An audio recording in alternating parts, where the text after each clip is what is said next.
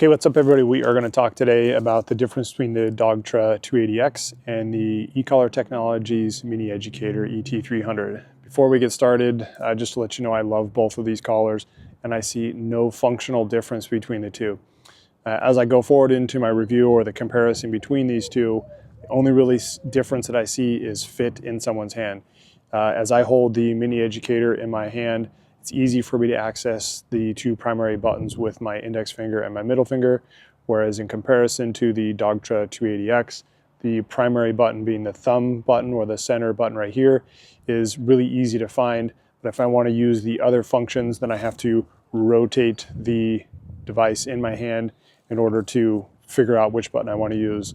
So in the Mini Educator, I have access to the three primary buttons, the red stim button, the black stim button, and the tone or vibrate button without adjusting my hand to fit. Both of these units are completely capable of doing pet obedience to working dog obedience. The variation of stimulation level on both of them goes from 0 to 100. So really important if you're working on the pet side of things and you're trying to use low-level stim as a way to negatively reinforce behaviors, with the ability to also to raise this to high levels of stim in order to punish unwanted behaviors or diminish those behaviors. So both of those have those functions. You'll see that in other working dog collars or other pet dog collars that the variation of stimulation goes from let's say 1 to 10 or 1 to 30, and so that's 30 or that 10 might be the same as these two collars is 100 or the equivalent to their 100. It's just that I can fine tune both of these collars at micro levels. So we're talking about increments of 1 versus if increments of 10 to 15 or even 5. All right, let's talk about what we like about the Mini Educator. The Mini Educator is small, it fits in my hand. I can use the two index fingers, or the index finger and the middle finger, and without readjusting the remote in my hand, I can simply rotate the dial to increase or lower the stimulation. Depending on how you set this collar up, you have a dedicated boost button, or you have the ability to boost by pressing a second button. This collar has a light function on it as well, so if I'm working with my dog at night or he's out and away from me and I want to try to find out where they're at, the Mini Educator has a dedicated light button that when you press it once, it will turn on a light. You press it again, the light will be constant, and then if you want to turn it off, you would press it. Okay, the Mini Educator doesn't come with an attachment for you, whether you want to attach this to your shirt or a jacket or a piece of equipment, but it does come with a lanyard, so if you want to hang it from your neck, you can attach the lanyard, hang it to your neck, and it's just fine. This thing is, when I'm training my dog, this thing is always in my hand, and so I could put it in my pocket and not have a problem with it getting stuck or finding where the buttons are at. It's always ready to go. So you can attach it to your body, hang it from your neck, or just stick it in your pocket. It's a small enough unit that I could just grab it in a hurry and not worry about where my fingers are on the button. Okay, so those are my favorite features with the Mini Educator ET300. All right, let's talk about the Dogtra 280X. This is an update from the 280C. All right, it has the same exact function as the ET300. It has a momentary continuous button, and you can program that center button to be momentary or continuous. It has a dedicated boost button. It has a dedicated vibrate button or pager button. It has a dedicated light button.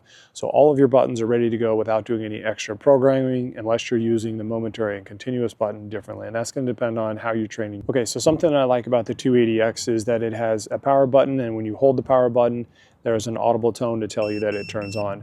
This is different than the Mini Educator. And the Mini Educator, you have to press the button, look at the remote, and wait for it to see that if it's turned on. Whereas in this one, I can just press and hold the button, not be paying attention to the remote, and I know that it is turned on. It is a nice big LCD display.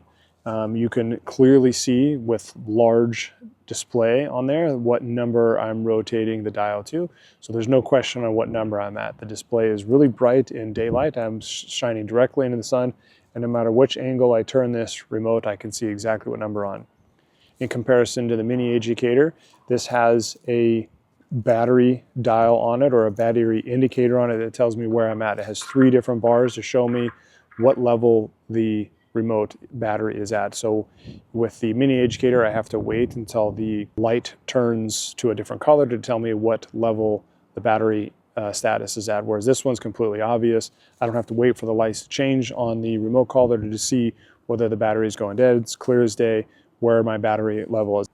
On the Dogtra 280X, they have a toggle. The toggle switch is to rotate between dog 1, 2, or 3. And the benefit to that toggle switch is that no matter which dog I'm using, these buttons, the programming doesn't change.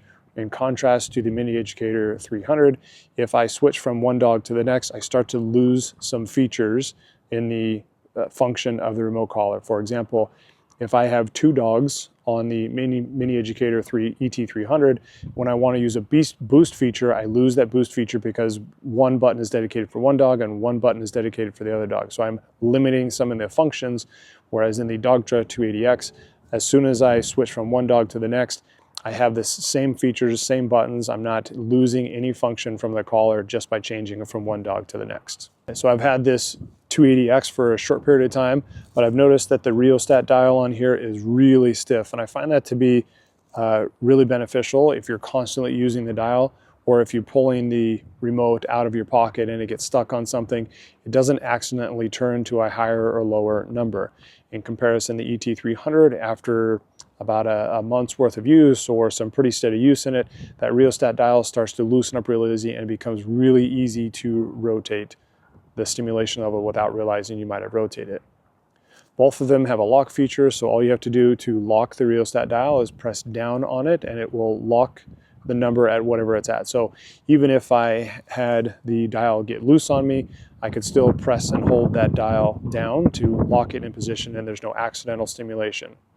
Personally, when I train with the Ecollar, I don't like to lock the stimulation at one level or other. Murphy's Law, if it can, it will, and I may find myself in a situation where I need to increase the stimulation beyond the boost or decrease it to a lower level, and now I have to go through the process of pressing and holding, unlocking, and then turning the dial back down or up to the desired response. So even though I have the ability to lock the dial into a predetermined number, I don't really use it very often. So it's handy to know that the 280X has a very stiff dial. So as I rotate it, it takes a little bit of effort in order to move it. In comparison again to the ET300, that sucker moves right away without having putting any effort into it. And so you may be up to 50 or down to 2 without even realizing you're rotating the dial, or you may have to be really gentle in order to move it. Okay, so as a recap, both of these are completely functional collars. They operate identical. They both have a boost feature. They both have a vibrate feature. They both have the ability to turn on or off a light. And I can use the stimulation levels as low as 1 to 100, varying the stimulation, isolating the exact number that I want to use for the Ecollar. So I don't see any functional difference between these two. I love them both. The only difference would be how it fits in your hand. Personally, I like the Mini Educator ET300 over the Dogtra 280X in my hand, but I really like the dedicated buttons on this one. So this comes down to preference. Again, both completely functional, completely identical in application and use. So it's up to you, the user, on which one you're going to use. Okay, if you made it this far, I appreciate your engagement in the video. We appreciate your support. If you're looking for one of these collars, let us know and we can help you find one.